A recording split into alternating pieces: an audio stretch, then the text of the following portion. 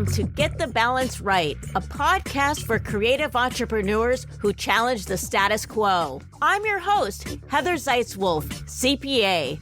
I'm on a mission to help and inspire visionaries to grow their firms with a keen focus on their triple bottom line. Join me for conversations with purpose-driven leaders, business disruptors, CEOs, and renegades in digital media, marketing, advertising, and design. Hey everyone, and welcome to another episode of Get the Balance Right podcast. I am your host, Heather Zeitzwolf. On this episode, we are joined by Jeff Meade, the founder of the Meade Company. It's a management consulting firm for small to mid-sized marketing and advertising agencies. Our topic today is positioning. It's the foundation of Jeff's approach when helping creative agencies grow. We talk about the importance of having a clear positioning strategy and developing an area of expertise. He helps his clients tap into their why by asking, what do you want to be famous for? We also dive into Jeff's fascinating past where he started a market research company. He saw a gigantic opportunity with hip hop and the urban youth market, which companies were completely underserving. All right, here's my interview with Jeff Meade. Jeff, welcome to my podcast. Wonderful. Thanks for having me. Excited to be here. Can you just tell the audience a little bit about yourself and how you work with agencies? Absolutely. So I run Mead, which is a management consulting firm that works with small to medium-sized marketing agencies to help them scale their business. A little bit about me. I live in Dallas, Texas right now. Been here for about 5 years. I have 3 little ones, so when I'm not consulting, it feels like I am a part-time tutor. We're trying to figure out this at-home learning thing. That's me for the most part. And how did you get into consulting? I took a very circuitous route. I started my own agency, which seems like a lifetime ago. I started a research company. It was actually called MGenie, Urban Youth Experts.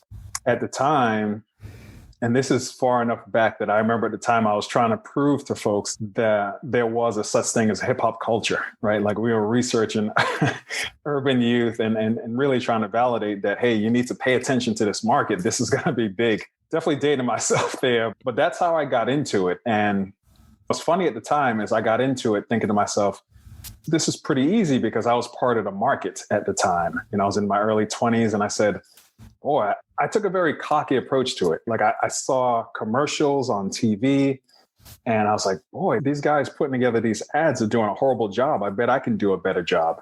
Not realizing all that it took to get into advertising or to make an ad.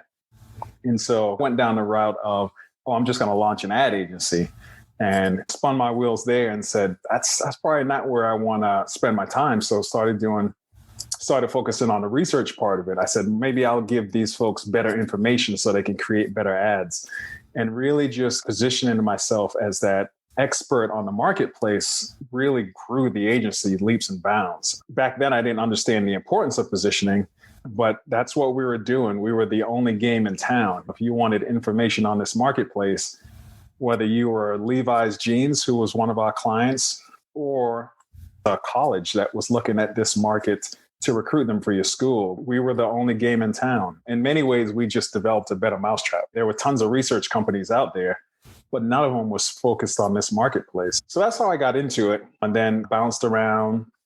After that, actually went back to business school and then went into another agency and grew that agency as one of the principals. So we went from 3 to 35 folks. And I often tell people what was exciting is not just going from 3 to 35, but we got up to about 25 million in sales. We really scaled the heck out of that business. And then I was like, boy, this is exciting. And I wanted to go small again. So started another research company. Once I went from there, I actually started doing research with a bunch of folks around the country.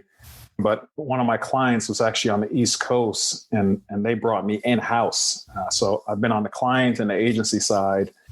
And now just really love spending time helping smaller agencies. My sweet spot is agencies that have about 3 folks to about 30, 35 folks. That's really my sweet spot. I like that place because that's what people are still trying to figure it out, deciding whether they want to scale really big or just how to get more effective at what it is that they do. So that's my focus now. Hey there, this is Heather. I hope you're enjoying the podcast. And if you are, if you wouldn't mind, please hit the subscribe button now. That way you'll never miss an episode. All right, now back to the podcast. So I'm super curious, is when you were doing market research, was the focus always hip hop, or when you went in and out of it, what was the focus the second time around?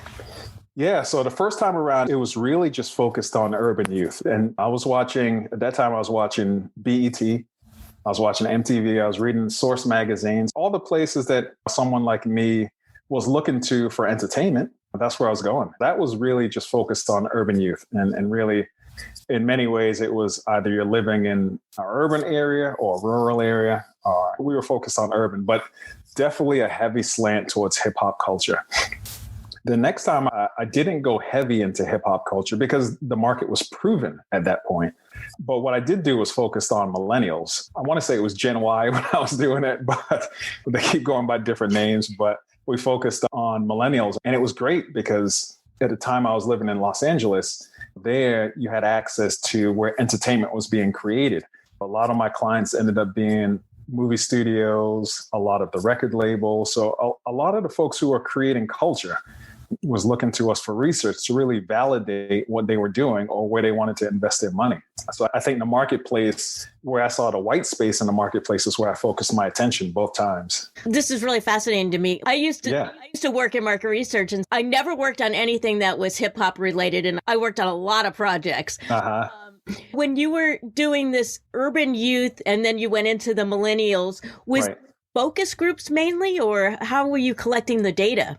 Yeah, that's a great question. It was, so when we did the urban youth research, the way that we built the Better Mousetrap was, as I started to learn more and more about it, I was like, these messages that I see just aren't connecting with me at all. They were just bad. They weren't coming close. As I started to pick apart what was happening, when I looked at the research industry, I just saw a bunch of people who couldn't possibly speak to folks like me. And what I mean is, everyone was doing focus groups in a downtown place, and they'd invite you to a building downtown and say, hey, spend some time with us and we'll give you, the going rate was like $100 at that time. If you took someone out of their neighborhood and said, come down and talk to us, they're pretty much going to tell you exactly what they think you want to hear. That's what we were finding. And I said, this is awful. The Better Mousetrap part was really, well, why don't we just go to them? Why don't we go to their neighborhoods? Why don't we go to the basketball courts, the barber shops? So we were everywhere the customer was at, talking to them. I built what I had called the grassroots network at that point. It was a network of places all over the country. In many ways, what it meant was I had relationships with a bunch of youth coordinators at Boys and Girls Clubs, the YMCAs. They served as my recruiters to recruit kids in the community. And then I would still keep the facility fee in there. And so they would just get the facility fee. So lots of times I came in and just invested back into the community, would ordinarily go to a focus group facility. It was exciting. And it was great going to people's homes. We did a lot of research in people's homes. And that's not that innovative now. When we did it, I had to hire a cameraman, and he had a big camera, And so it wasn't like we had iPhones that we could just go in people's houses. So it was a big deal. And what's fascinating is when we took this information, you can imagine when you're in people's neighborhoods. I remember being in Baltimore one time, and we were interviewing these kids on the block. At that time, this was before that TV show The Wire came out, which is my favorite show of all time. Anything that you saw on The Wire is what we were experiencing. I remember having my back turned to the street, talking to these young men on the stoop, and they kept looking around, and I was like, what's going on? And they said, hey, we're just looking out for you. You're not from here, so we're just making sure you're safe. And so that really shows you how entrenched we were in the community and how much people cared for us. Like, they were happy to be a part of this. They saw someone that looked like them that was almost this bridge to corporate America. And they were excited that their voices and their opinions were being heard.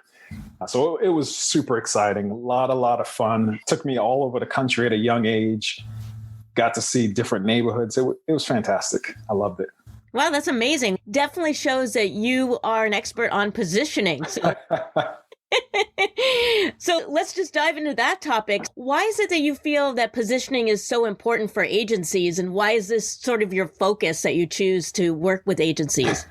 Yeah, for me, I think positioning is where it all starts out. Positioning really clearly tells somebody, hey, either you're for me or you're not for me. And I think for smaller agencies, it's exactly what you want people to know right away. Just real clearly, if I meet you at a networking event, I want to be able to say, oh, wow, we could possibly work together. Or I can say, all right, I know exactly what you do. When I meet somebody, I can give you a referral. And that only happens if you're properly positioned. If you're not, if you come off as this jack of all trades and you say, we can do a little bit of this, a little bit of that. When I run into somebody and they're looking for something, you never come into my mind as somebody that I should refer, because I don't know what you're really good at. You told me you could do a lot of these different things. But for the folks who are super specialized, it's really easy to say, hey, I met this guy. He runs this great web design company. He told me he does this. I've never worked with him, but sounds like somebody you should reach out to, right? That's how connections get made. That's how referrals get made. So I think position is really just, it really clearly tells people who you're for and who you're not for. And that's really what all you can ask for when you first meet somebody, right? So when you work with an agency, they need to drill down and figure out what niche that they serve. Is that something that you help them with, or do you look at what type of clients they've already been serving, or how does that come about? Yeah, for many people, I find that a lot of agencies, when I work with them, and we've all gone through this, when you're a small agency that, like with what I work with, you're usually in this position where you started a few years back, or maybe you're a startup. To get yourself off the ground, like the minute you've hung up your name on the door and says, I'm blank agency, you pretty much taking anything that comes through the door.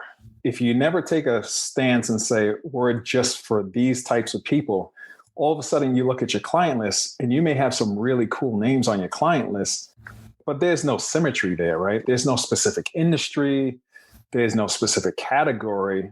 And that's fine, because what you were doing was really just trying to keep the lights out and trying to validate to yourself and others that you actually do run a business. But then you fast forward 2 years or 3 years and you start saying, man, you've run out of referrals, right? Like you opened your shop and maybe your past employer, some of your friends referred you some business, but then you start looking at your pipeline and saying, man, how am I going to get over this first hump? Like when you first start, you have referrals so you can grow the business. Then you get to this point where you plateau. And to get to that next point, you actually need to have some position where you could tell people, hey, this is who I'm for. And so that's where I help people to get to that next plateau when they can really start to farm out, hey, these are the type of people we're going for, and then really working on their positioning. One word you mentioned in there was, do you niche it? And it is creating your own niche, but I don't like using that word only because when we think of niche, we think of small. And for me, niche is really specialized. What I want people to do is specialized. I always use the analogy of, in the medical field, you have your generalists and your specialists. When you go see your generalists, or if you go to the urgent care places, usually you pick those folks because they are in your neighborhood or they're close to work. It's all about convenience, right? It's almost a commodity. But the specialists, if you're going to go see an optometrist, if you're going to go see a cardiologist, because of their expertise, you never shop them the same way. You'll always say, oh, you know what? I need to get a referral from my primary care, or I need to do my research and see who the experts are because I have a serious problem I need to solve. You start seeing the difference between a generalist and a specialist. We shop them differently. And for the generalist, we're shopping on price and convenience. And I feel like when you don't have the right positioning, then people start shopping you on, hey, is this convenient for me? And can I get this price down? Because if I can't, then I'm going to go over to the other agency that looks just like them and try to get the price down even more. That's why I think it's important for agencies to position themselves. Hey, entrepreneur, are you stressing out over your cash flow? Are you always confused by your bank balance? Well, you know what? You're not alone. Lots of business owners struggle with this, but you don't have to. I'm Heather Zeitzwolf. Besides being a podcast host, I'm also a CPA. I can help you get your cash flow under control so that it's predictable and so you're profitable. Learn how by setting up a discovery call with me now. All you have to do is click the link in the show notes. All right, now back to the show.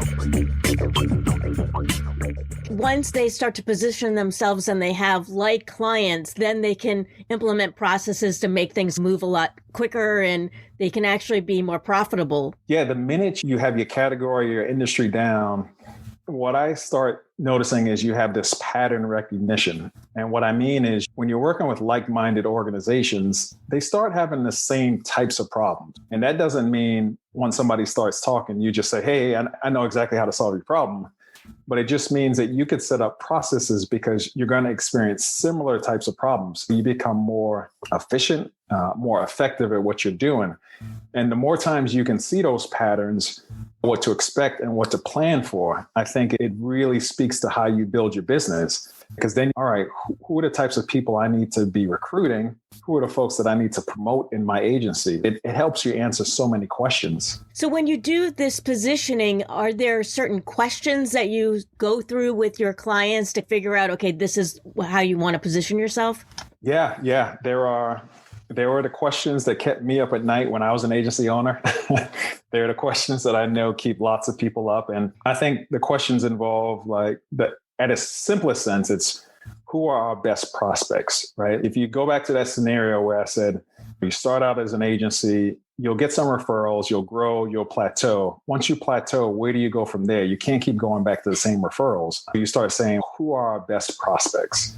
I think that's one big question. You got to answer that with positioning. Then I think the other thing is really, what should we be doing more of or less of? And that's really a question of where do we invest our time?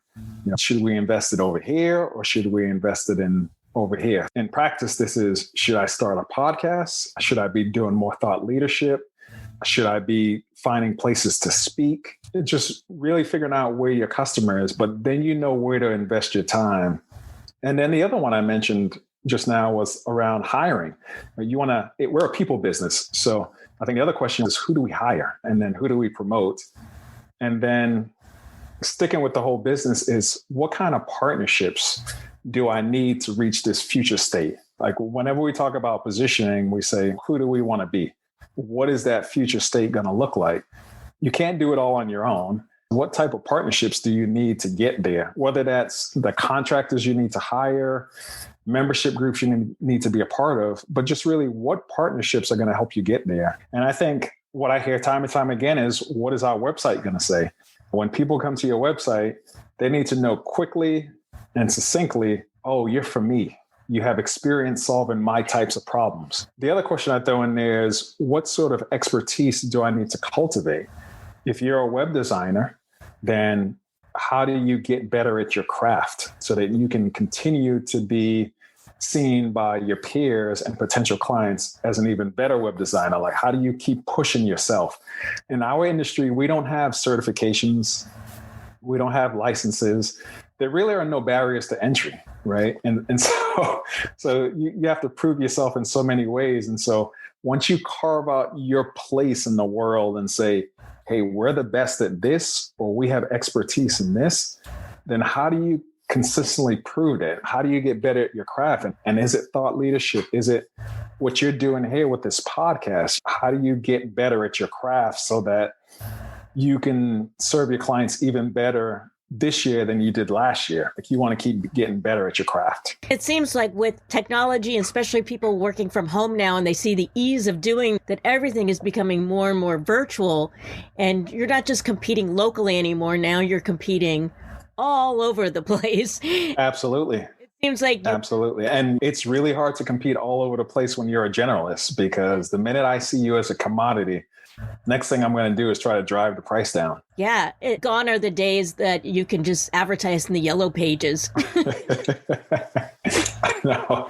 Yeah. When there was only a handful of people who did what you do, right. It's scary, because the minute you carve out your expertise and people see that there's value there, then you have people copying you, right? It goes back to what's that expertise that you need to cultivate. So the minute people are copying you, how do you get even better at your craft? Like people in the trades, they find ways to get better at their craft through practice, through repetition.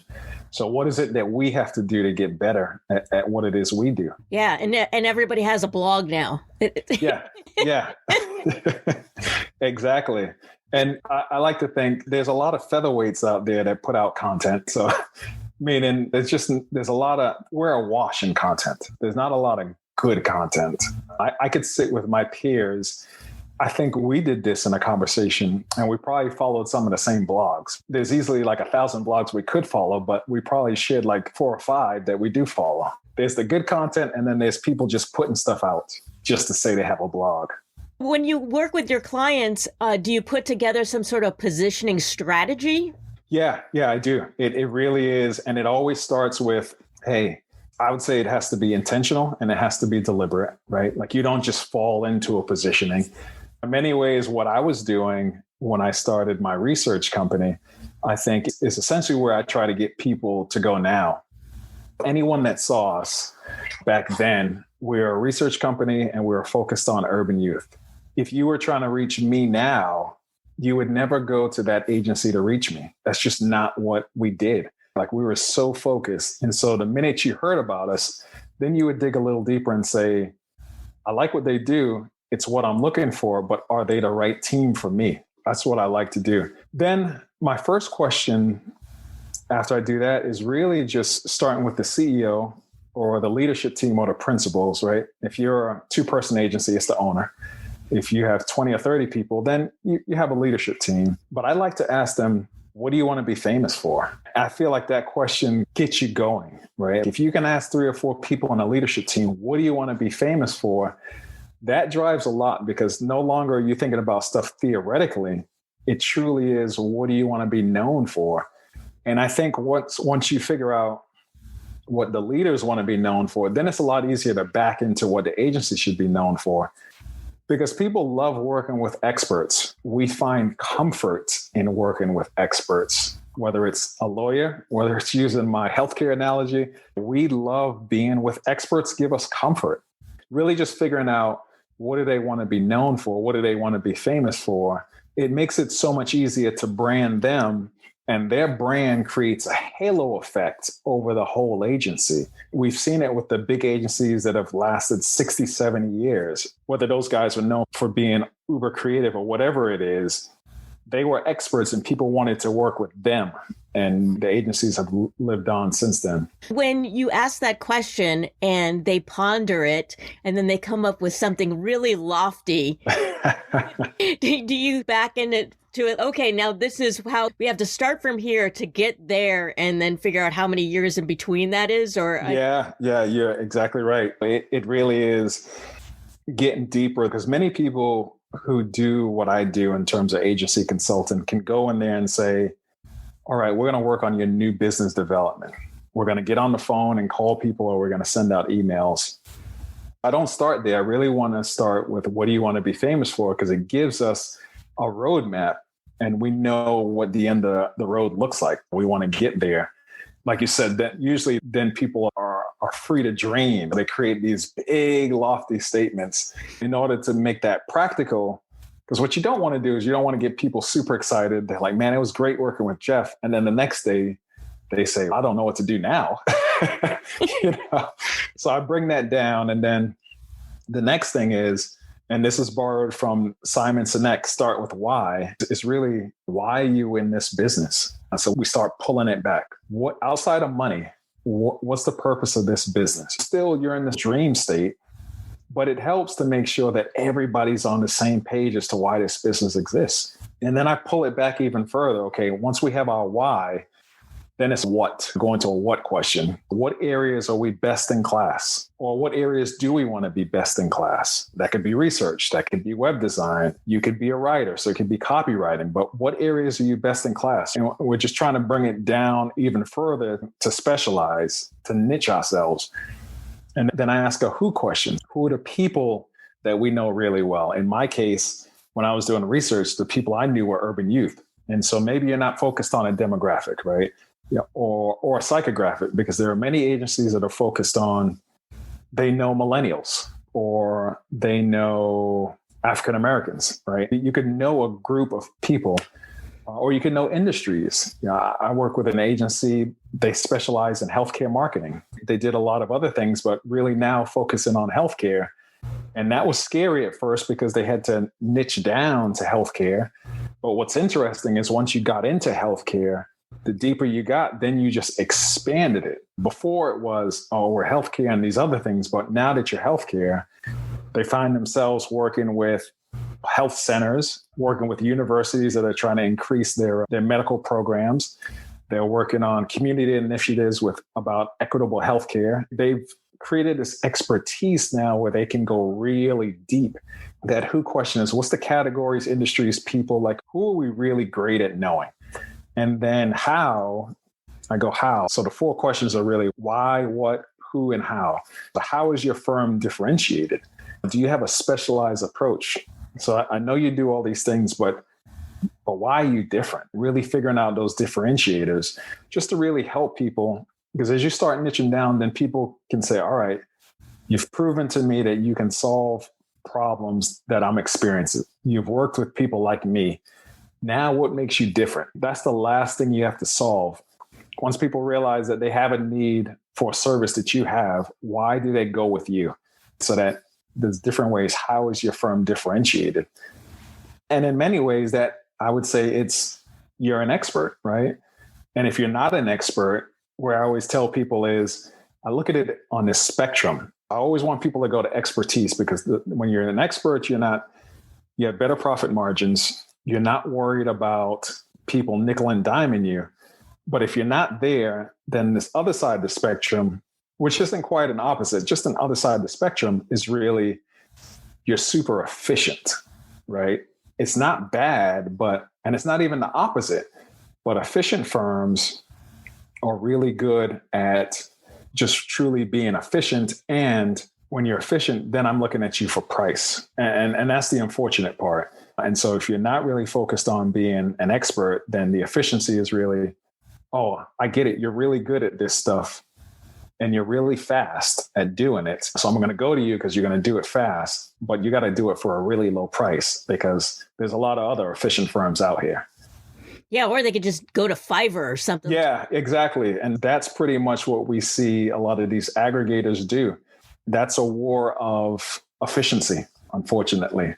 If you're an expert, I'm not going to say you want to go there, you don't want to go there, but boy, it is a war of efficiency. Who's going to do it faster? Who has the most stars that they've done it 1,000 times? That it's a tough place to be. It's like shopping on Amazon. Everybody's products right on top of each other. It's really hard to differentiate yourself. Yeah, and then people just go by the ratings. Yes. Yeah. It's really tough.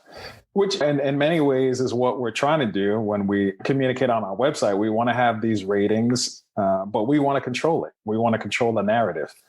Unfortunately, with those sites, you don't get to control the narrative. Jeff, you've had an incredible background. It's been so fascinating. Tell the audience how they can work with you and how they can find out more about you. Absolutely. If you want to reach out to me, my website is the Meade Company. So it's my last name, themeadcompany.com. You can check me out there, or then I'm most active on LinkedIn. The easiest way is to reach out to me. You could search me out, Jeff Meade, the Meade Company. Thank you so much. It has definitely been a pleasure speaking with you today. Thanks so much for being on my podcast. Wonderful. Thank you. Hey, this is Heather. Thanks so much for listening to the podcast. If you found value in the show, I'd really appreciate it if you gave me a rating on iTunes, or just simply tell a friend about it. And if you're interested in learning more about my profit advising and coaching, please set up a discovery call by using the link in the show notes. All right. Thanks so much and see you next time.